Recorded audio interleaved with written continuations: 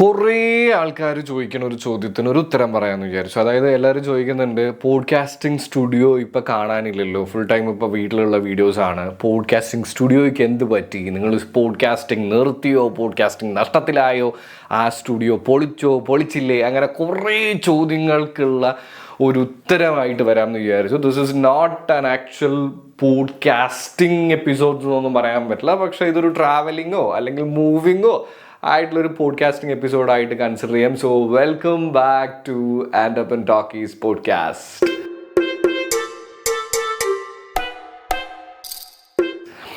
Yes മക്കളെ, അപ്പോൾ കാര്യമായിട്ട് പറയുകയാണെന്നുണ്ടെങ്കിൽ എന്ത് പറ്റി നമ്മുടെ റെക്കോർഡ് വിന്നിങ് ആയിട്ടുള്ള പോഡ്കാസ്റ്റിംഗ് സ്റ്റുഡിയോയ്ക്ക് എന്ന് ചോദിച്ചു കഴിഞ്ഞാൽ വളരെ സിമ്പിളായിട്ട് പറയുകയാണെന്നുണ്ടെങ്കിൽ ബേസിക്കലി നമുക്ക് വർക്കുകൾ വരുന്നുണ്ടായിരുന്നു.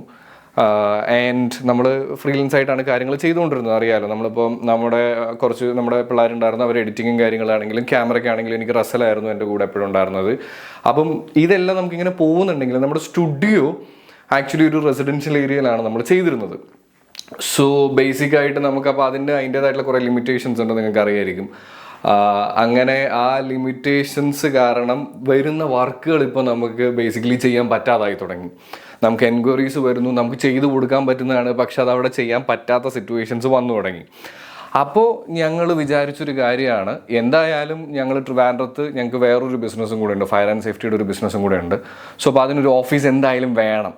സോ അതുകൊണ്ട് തന്നെ എന്തുകൊണ്ട് ഈ പറയുന്നത് പോലെ തന്നെ അതിനും കൂടെ ഒപ്പം ഒരു സ്റ്റുഡിയോയും കൂടെ ആക്കിയിട്ട് രണ്ടും കൂടെ ഒരേ സ്ഥലത്ത് ചെയ്തുകൂടാ എന്ന് ചിന്തിച്ച് ഇരിക്കുമ്പോഴാണ് ഈ പറയുന്ന പ്രശ്നങ്ങളെല്ലാം വന്നുകൊണ്ടിരിക്കുന്നത്. അപ്പോൾ അതുകൊണ്ട് തന്നെ നമ്മൾ എന്ത് ചെയ്യാൻ പോവുകയാണ്, രണ്ടും കൂടെ ഒരുമിപ്പിക്കാൻ പോവുകയാണ്.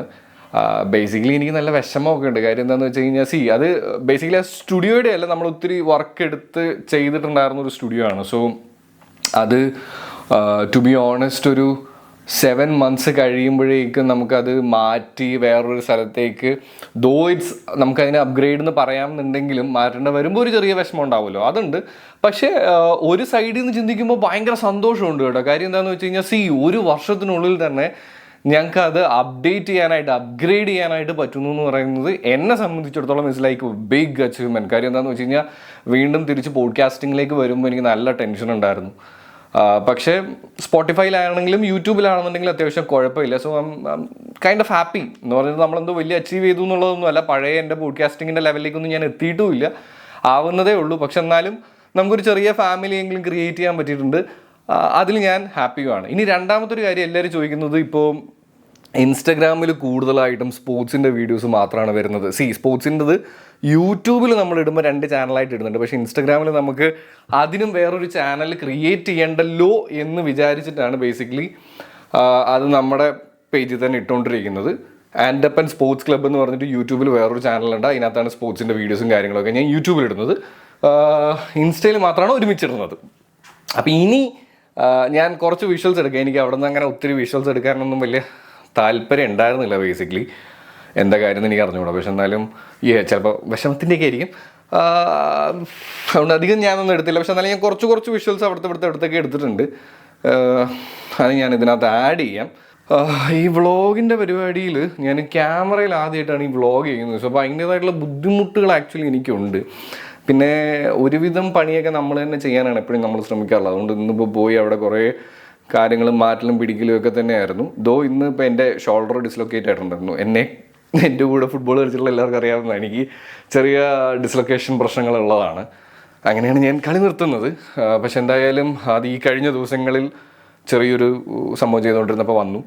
അപ്പോൾ അത് കാരണം പിന്നെ എനിക്കിപ്പോൾ ഒത്തിരി വെയിറ്റ് എടുക്കാൻ പറ്റത്തില്ല. അപ്പോൾ അത് കാരണം ആൾക്കാരെ വെച്ചുകൊണ്ട് തന്നെയാണ് നമ്മൾ ഷിഫ്റ്റിങ്ങും കാര്യങ്ങളൊക്കെ ചെയ്തത്. അല്ലെങ്കിൽ സാധാരണ നമ്മൾ ഇവിടെ ഉള്ളതോ വെച്ച് എങ്ങനെയെങ്കിലൊക്കെയാണ് നമ്മൾ ചെയ്യാറ്. പക്ഷെ എന്തായാലും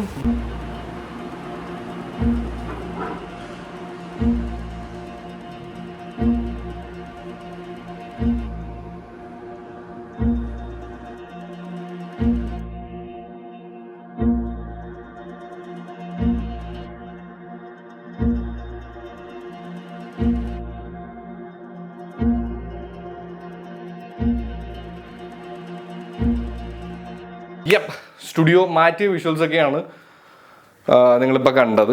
പുതിയ സ്റ്റുഡിയോയുടെ സംഭവങ്ങൾ ഞാൻ കാണിക്കണമെന്ന് വിചാരിച്ചു, പക്ഷെ എന്നാലും എല്ലാം ഒന്ന് ആയിട്ട് കാണിക്കാം. എന്തായാലും നിങ്ങളുടെ അഭിപ്രായങ്ങളും സംഭവങ്ങളും എല്ലാം പുതിയ സ്റ്റുഡിയോ വരുമ്പോൾ എന്തെങ്കിലുമൊക്കെ വേണമെന്നുണ്ടോ, അല്ലെങ്കിൽ എന്തെങ്കിലും സജഷൻസ് ഉണ്ടെങ്കിലൊക്കെ പറയണം. ഇല്ലെങ്കിൽ എന്തായാലും താഴെ ഒന്ന് കമൻറ്റ് ചെയ്യാൻ ഓർമ്മിപ്പിച്ചുകൊണ്ട് താങ്ക് യു ഗൈസ്. ചിൽ കുപ്പിച്ചിൽ.